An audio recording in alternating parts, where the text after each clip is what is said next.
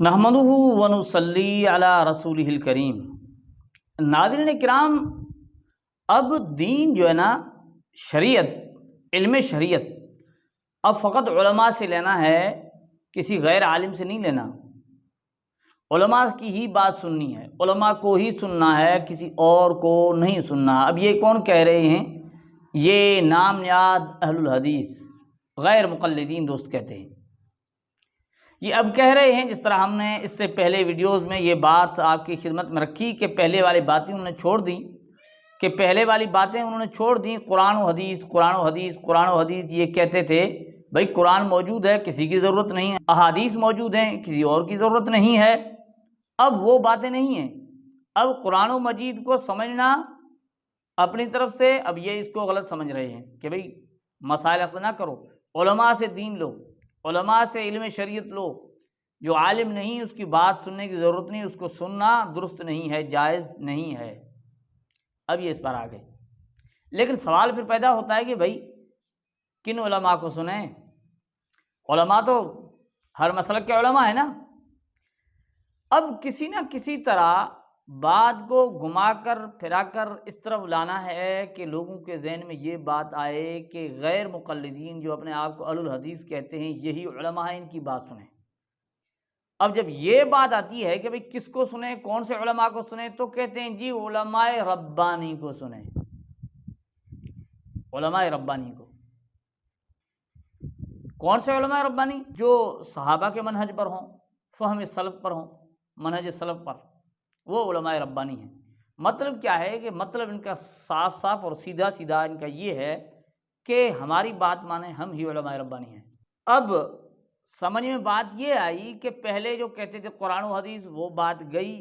اب ہمارے علماء کہتے تھے علماء سے دین سمجھو، اب اس پر آ گئے کہ بھئی علماء سے بات سمجھو، قرآن و حدیث سے اپنی طرف سے مسائل اخذ کرنا، غیر عالم سے مسائل لینا، یہ بالکل غلط ہے۔ اب اس پر آ گئے کہ علماء کو تو مانو، لیکن علماء ربانی کو یعنی غیر مقلد، یعنی سیدھی بات ہے کہ غیر مقلد کہہ رہے ہیں کہ ہمیں مانو، ہمارے علماء کو مانو، بس یہی علماء ہیں اور علماء نہیں ہیں۔ لیکن ہم آپ کی خدمت میں بس بطور مثال ایک ان کے ربانی، اور ان کا نام بھی، نام کے ساتھ ربانی جڑا ہوا ہے نا، معراج ربانی، وہ آپ کی خدمت میں پیش کرتا ہوں۔ پھر آپ خود اس بات کو سمجھ لیں، فیصلہ کر لیں کہ کیا یہ علماء ربانی ہیں، کیا اس طرح کے علماء ربانی ہوا کرتے ہیں۔ تو آئیے ہم پہلے سنتے ہیں ان کے ربانی معراج ربانی کو کہ وہ کیا کہہ رہے ہیں۔ نفاس اور حیض وغیرہ کہتے ہیں اگر کلام مجید جزدان یا رومال میں لپٹا ہوا ہو، یا اس پر کپڑے وغیرہ کی چولی پڑی ہو اور جلد کے ساتھ سلی ہوئی نہ ہو بلکہ الگ ہو کہ اتارنے سے اتر سکے، تو اس حال میں وہ حیض اور نفاس والی عورت قرآن مجید کو چھو سکتی ہے، اٹھا سکتی ہے۔ اور کہتے ہیں جس کا وضو نہ ہو، مسئلہ نمبر 2، جس کا وضو نہ ہو اس کو کلام مجید کا چھونا درست نہیں ہے۔ یہ دیکھیں دونوں الٹی متضاد باتیں۔ وہ حیض اور نفاس والی، اس کے اوپر جزدان لگا ہے، وہ چھو سکتی ہے، لیکن بے وضو اگر آپ ہیں تو آپ نہیں چھو سکتے۔ یہ کون سی الٹی عقل ہو گئی بھائی؟ جس میں غسل فرض ہے اس میں چھونا جائز ہے، اور جس میں غسل فرض نہیں، وضو، اس میں چھو سکتی ہے۔ سامعین و ناظرین، آپ نے سن لیا معراج ربانی کو۔ معراج ربانی بہشتی دیور پہ اعتراض کر رہے ہیں اور کہہ رہے ہیں کہ متضاد باتیں ہیں۔ اب متضاد باتیں کیا پیش کر رہے ہیں، یہ سمجھانا چاہتے ہیں کہ دیکھیں جی بہشتی زیور کے اندر حیض اور نفاس والی کو قرآن چھونے کی اجازت دی گئی ہے، اور بے وضو کو، جس کا وضو نہیں ہے، اس کو اجازت نہیں ہے۔ اب آگے پھر جو ہے نا وہ سمجھایا کہ دیکھیں حیض و نفاس والی پر تو غسل ہے نا، غسل واجب ہے۔ اب جس کو غسل کرنا ضروری ہے وہ تو چھو سکتی ہے، اور بے وضو پر تو غسل تو نہیں ہے نا، یعنی وہ اس کی ناپاکی کم ہے اس سے۔ جس پر غسل نہیں ہے وہ یعنی نہیں چھو سکتا، اور جس پر غسل ہے وہ چھو سکتا ہے۔ دیکھیں یہ ہے بہشتی زیور۔ اب یہ تو ان کے معراج ربانی ہیں۔ اب ان ربانی کو سننے کی دعوت دی جا رہی ہے کہ ان کو سنو۔ اب بھائی آپ سوچیں گے بھائی اس میں کیا ہو گیا، ہم کیوں نہ سنیں ان کو؟ اب دیکھیں ہم اس پر ہی دیکھ لیتے ہیں کہ یہ معراج ربانی صاحب اسی عبارت کے اندر کس طرح کی خیانت کر رہے ہیں۔ تو ہم دیکھ لیتے ہیں، بہشتی زیور کو دیکھتے ہیں کہ معراج ربانی نے کیا درست مسئلہ بتایا۔ اب معراج ربانی سمجھانا یہ چاہتے تھے کہ حیض و نفاس والی عورت چھو سکتی ہے قرآن پاک کو، اور بے وضو نہیں چھو سکتا۔ تو آئیے بہشتی زیور کو دیکھتے ہیں۔ بہشتی زیور کے اندر دیکھیں ابتدا میں، اب ابتدا ہی خیانت سے شروع کی ہے کس نے؟ معراج ربانی نے۔ یہ ربانی ہے نا، یعنی ربانی علماء کو سنو۔ اب معراج ربانی ابتدا میں ہی خیانت سے شروع کیا ہے، اب ابتدا کی جو ہے نا عبارت شروع سے چھوڑ کر درمیان سے پکڑی۔ اب شروع آپ دیکھ لیں کہاں سے ہو رہی ہے، کیا لکھا ہے کہ جو عورت حیض و نفاس سے ہو، جس پر نہانا واجب ہو، اس کو مسجد میں جانا، کعبہ شریف کا طواف کرنا، کلام مجید کا پڑھنا اور کلام مجید کو چھونا درست نہیں ہے۔ ناظرین مسئلہ تو شروع میں لکھا ہوا ہے۔ اب دیکھیں ابتدا میں کتنی چیزیں لکھی ہوئی کہ اس کو مسجد میں جانا، کعبہ شریف میں کا طواف کرنا اور کلام مجید کا پڑھنا اور کلام مجید کو چھونا درست نہیں ہے۔ اب یہ شروع میں مسئلہ جو لکھا ہوا تھا، اب یہ تو بتانا نہیں ہے نا، یہ بتائے گا تو مسئلہ واضح ہو جائے گا۔ اب ابتدا سے چھوڑا، آگے سے شروع کیا کہ کلام مجید جزدان یا رومال میں۔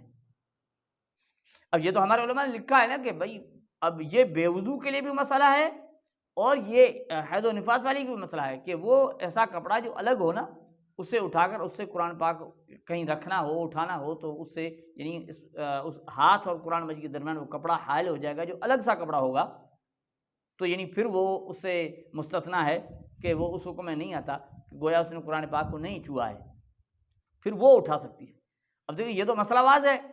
اب وہ ڈائریکٹ چنا، اب اس نے کیا کیا کہ وہ شروع کی عبارت چھوڑی اور درمیان سے پکڑا اور اس میں تضاد ظاہر کرنے کی، ثابت کرنے کی کوشش کی، لیکن آگے جو پڑھا نا اس میں بھی خیانت کی۔ اولاً خیانت، آخر میں بھی خیانت، شروع میں بھی خیانت کی، آخر میں بھی خیانت کی۔ اب دیکھیں آگے چل رہا ہے نا مسئلہ، آگے دیکھ لیں۔ لکھا ہے کہ البتہ اگر کلام مجید جزدان یا رومال میں لپٹا ہو یا اس پر کپڑے وغیرہ کی چولی چڑھائی ہوئی ہو اور جلد کے ساتھ سلی نہ ہو بلکہ الگ ہو، یعنی اتارنے سے اتر سکے، تو اس حال میں قرآن مجید کو چھونا اور اٹھانا درست ہے۔ ٹھیک ہے، الگ سا کپڑا ہے، ایک چولی ہے جو یعنی جلد کے ساتھ سلی ہوئی نہیں ہے، یعنی الگ کپڑا ہے۔ اور آگے کیا لکھا کہ جس کا وضو نہ ہو اس کو بھی کلام مجید چھونا درست نہیں، اس کو بھی، یہ بھی کیا بتا رہا ہے کہ اس کو بھی اجازت نہیں ہے، اس کو بھی اجازت نہیں ہے، یہ بھی ہے، اس کو بھی کلام مجید کا چھونا درست نہیں۔ البتہ آگے دیکھیں یہ پھر عبارت اس نے جو ہے چھوڑی، البتہ زبان سے پڑھنا درست ہے۔ اب وہ یہ ظاہر کر رہا تھا کہ دیکھیں زبان سے پڑھنا درست ہے، کیا مطلب ہوا کہ وہاں نفاس والی کے لیے، حیض و نفاس والی کے لیے لکھا تھا کہ پڑھنا بھی درست نہیں ہے اس کے لیے، ٹھیک ہے، چھونا بھی درست نہیں، پڑھنا بھی درست نہیں، یہاں بے وضو کو بغیر چھوئے قرآن مجید پڑھنا درست ہے۔ اب یہ ثابت یہ کرنا چاہ رہا تھا کہ کم ناپاکی والے پر زیادہ پابندی لگائی گئی اور زیادہ ناپاکی والے کو اجازت دی گئی ہے نا، یہ ثابت ہے۔ اب اس میں تو زیادہ بات آ گئی کہ یہ تو پڑھ سکتا ہے، اتنی تو اس کو اجازت ہے نا کہ زبانی پڑھ سکتا ہے، اس کو تو زبانی پڑھنے کی بھی اجازت نہیں ہے۔ یہ دونوں چیزیں چھپا کر اولاً خیانت کی، آخر میں بھی خیانت کی، چھپا کر یہ ثابت کرنا چاہا کہ بہشتی زیور کے اندر حیض و نفاس والی عورت کو قرآن پاک چھونا اس کی اجازت ہے، بالکل غلط بات ہے۔ ابتدا میں یہ چیز لکھی ہوئی تھی جو اس نے چھپائی، اور اس میں مسئلہ فقط یہ تھا کہ درمیان میں کپڑا ہو، پھر اجازت ہے، یہ تو بے وضو کے لیے بھی ہے۔ تو ناظرین عرض یہ ہے کہ غیر مقلدین کی خدمت میں جو اپنے آپ کو اہل الحدیث کہتے ہیں کہ بھئی آپ کہتے ہو کہ علماء ربانی کو سنیں، یعنی غیر مقلدین کو سنیں، ان اہل الحدیث کو سنیں، تو بھئی ایسے خائن لوگوں کو تم علماء ربانی کہتے ہو؟ کیا یہ ایسے خائن علماء ربانی کہلانے کے مستحق ہیں؟ کیا ہم بھائی ایسے خائن لوگ جو یعنی بالکل ہی عبارت میں خیانت کر کے لوگوں کو پیش کریں اور دھوکہ دیں اور خامخواہ کسی پر بہتان باندھیں اور خامخواہ کسی پر الزامات لگائیں، یعنی اس طرح جھوٹ اور خیانت کر کے، تو کیا اس کو تم علماء ربانی کہتے ہو اور اس کی ان علماء ایسے خائن لوگوں کے یعنی پیروی کرنے کی یا ان کو ماننے کی تم دعوت دے رہے ہو؟ تو ہم ان کی خدمت میں عرض کریں گے کہ بھائی ایسے خائن تمہیں مبارک ہو۔ اللہ کے فضل سے ہمارے ہاں ایسے اہل اللہ والے علماء اکرام موجود ہیں اور جو علم میں بھی راسخ ہیں، اللہ تعالیٰ نے ان سے بڑی دین کی خدمت لی ہے، ہم ان سے مطمئن بھی ہیں اور اللہ کا شکر بھی ادا کرتے ہیں۔